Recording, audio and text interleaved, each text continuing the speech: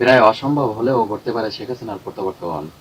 কোটা সংস্কার আন্দোলনে বাংলাদেশের সাবেক প্রধানমন্ত্রী শেখ হাসিনা যখন কঠিন পরিস্থিতিতে ছিলেন, তখন পারিবারিক হোয়াটসঅ্যাপ গ্রুপে একটি বার্তা পাঠান তার ছেলে সজীব ওদের জয়।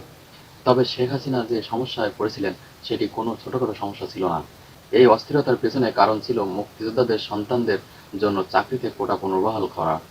টাইম ম্যাগাজিনকে দেওয়া এক সাক্ষাৎকারে জয় বলেন, আমরা সবাই কোটা আন্দোলন দেখে অবাক হয়েছিলাম। আসলে আমি হোয়াটসঅ্যাপ গ্রুপে বলেছিলাম 30% কোটা বেশি হয়ে যায়, আমাদের এটা কমিয়ে 5% নিয়ে আসা উচিত। তখন একজন মন্তব্য করেন, আমরাও মুক্তিযোদ্ধাদের নাতি নাতনি। আমি মজা করে বলেছিলাম, এখন হয়তো আমি 5% রাখতে বলেছি। সজীবদের জয় বলেন, তিনি দেশের পরিস্থিতি নিয়ে খুবই হতাশ, কারণ গত 15 বছরে তার সব পরিশ্রম প্রায় বিফলে যাচ্ছে। সংস্কারপন্থীদের আশঙ্কা, দেশকে দ্রুত সংস্কারের দিকে নিয়ে যেতে না পারলে আওয়ামী লীগ আমলের নানান দুঃসহ স্মৃতি সাধারণ মানুষকে স্মৃতি থেকে ফিকে হতে শুরু করতে পারে। শেখ হাসিনা দেশে ফিরতে পারবেন কি না, অথবা আদৌ ফিরবেন কিনা, এই নিয়ে জল্পনা কল্পনা যেটা কমছেই না। উইলসন সেন্টারের সাউথ এশিয়ান ইনস্টিটিউটের পরিচালক মাইকেল কুগেলম্যান হাসিনার প্রত্যাবর্তনের সম্ভাবনা উড়িয়ে দিতে পারছেন না। কুগেলম্যান বলেন, হাসিনার প্রত্যাবর্তন বেশ সম্ভব। দক্ষিণ এশিয়ার পরিবারতান্ত্রিক রাজনীতির ইতিহাস ঘাঁটুন। দেখবেন পরিবারতান্ত্রিক রাজনৈতিক দলগুলোকে দেউলিয়া মনে হলেও এ দলগুলোকে একেবারে বাতিলের খাতায় ফেলতে পারবেন না। তবে অন্য পর্যবেক্ষকরা হাসিনা প্রত্যাবর্তনের বিষয়ে কুগেলম্যানের মতো এত আত্মবিশ্বাসী নন। মুবাশার বলেন, সারা বাংলাদেশে হাসিনার পোস্টার ছেঁড়া হয়েছে, বিকৃত হয়েছে, তাকে স্বৈরাচার হিসেবে গ্রাফিতি আঁকা হয়েছে। তরুণ প্রজন্ম হাসিনার লেগাসিকে এভাবেই দেখছে।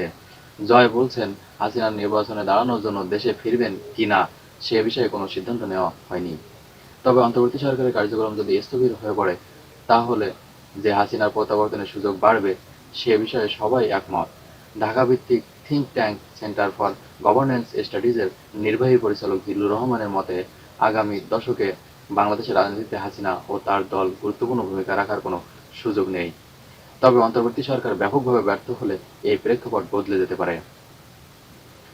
এদিকে শেখ হাসিনা ভারত ছেড়ে কোন দেশে যাচ্ছেন তা নিয়ে নানা জল্পনা কল্পনা। ছাত্র জনতার গণ আন্দোলনের দেশ ছেড়ে ভারতে পালিয়ে যাওয়া বাংলাদেশের সাবেক প্রধানমন্ত্রী শেখ হাসিনার পরবর্তী গন্তব্য মধ্যপ্রাচ্যের কোনো একটি দেশ হতে পারে বলে বিশেষজ্ঞরা ধারণা করছেন।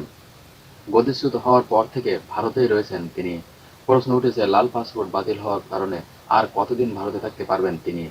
এ কারণে বিভিন্ন গণমাধ্যম জল্পনায় উঠেছে, অচিরেই ভারত ছাড়তে হবে শেখ হাসিনাকে।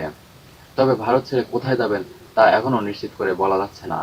জানা যায়, যুক্তরাষ্ট্র ভারতের কাছে জানতে চেয়েছে শেখ হাসিনা কিভাবে কোন ব্যবস্থায় দিল্লিতে অবস্থান করছেন। জবাবে ভারত নাকি বলছে, খুব স্বল্প সময়ের মধ্যেই খুব স্বল্প সময়ের মধ্যেই মধ্যপ্রাচ্যের কোনো একটি দেশে তিনি চলে যাবেন। এমন খবর ঢাকা সরাসরি একটি মহলকে জানানো হয়েছে। একাধিক সূত্র বাংলাদেশের একটি জাতীয় দৈনিককে এই তথ্য নিশ্চিত করেছে। উল্লেখ্য, গত 5ই আগস্ট ছাত্র জনতার গণ আন্দোলনে পদত্যাগ করে ছোট বোন শেখ রেহানাকে নিয়ে ভারতে চলে যান শেখ হাসিনা। বাংলাদেশের সামরিক বাহিনীর একটি বিমানে করে দিল্লির কাছে গাজিয়াবাদের হিন্দন বিমান ঘাঁটিতে অবতরণ করেন তারা। এরপর থেকে তিনি কোথায় আছেন তা আর নিশ্চিত করে জানা যায়নি। শেখ হাসিনা দেশ ছাড়ার পর গঠন হয়েছে অন্তর্বর্তী সরকার, যার প্রদান করা হয়েছে শান্তিতে নোবেল বিজয়ী ডক্টর মোহাম্মদ ইউনূসকে। এরপর প্রায় 2 মাস পার হয়ে গেছে, পাল্টে গেছে অনেক সমীকরণ, অনেক কিছু। শেখ হাসিনার সঙ্গে থাকা কূটনৈতিক পাসপোর্টও বাতিল করে দিয়েছে অন্তর্বর্তী সরকার। এ ধরনের পাসপোর্টধারীরা ভিসা ছাড়া ভারতে 45 দিন বৈধভাবে থাকতে পারবেন।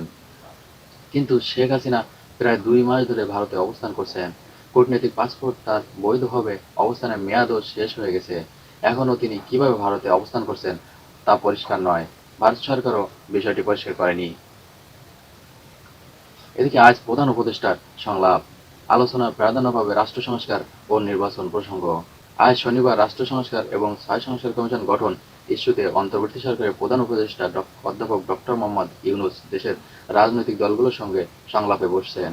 রাজধানীর হেয়ার রোডে প্রধান উপদেষ্টা সরকারি বাসভবন যমুনায় দুপুর 2:30টায় দেশের প্রধান রাজনৈতিক দল বিএনপিকে দিয়ে সংলাপ শুরু হবে। সংলাপে আমন্ত্রণ পাওয়া রাজনৈতিক দলের নেতারা বলেন, প্রথমত তারা প্রধান উপদেষ্টার কথা শুনবেন। এরপর তারা রাষ্ট্র সংস্কার ও নির্বাচনের রোডম্যাপ বিষয়ে সরকারের মনোভাব জানতে চাইবেন। তবে আজ শনিবার মোট কয়টি রাজনৈতিক দলের সঙ্গে প্রধান উপদেষ্টা সংলাপ করবেন তার সংখ্যা জানা যায়নি। প্রধান উপদেষ্টার প্রেস সচিব শফিকুল আলম বলেন, শনিবারের সংলাপে যোগ দিতে প্রধান রাজনৈতিক দলগুলোকে আমন্ত্রণ জানানো হয়েছে। দুপুর 2:30টা থেকে এই সংলাপ শুরু হবে।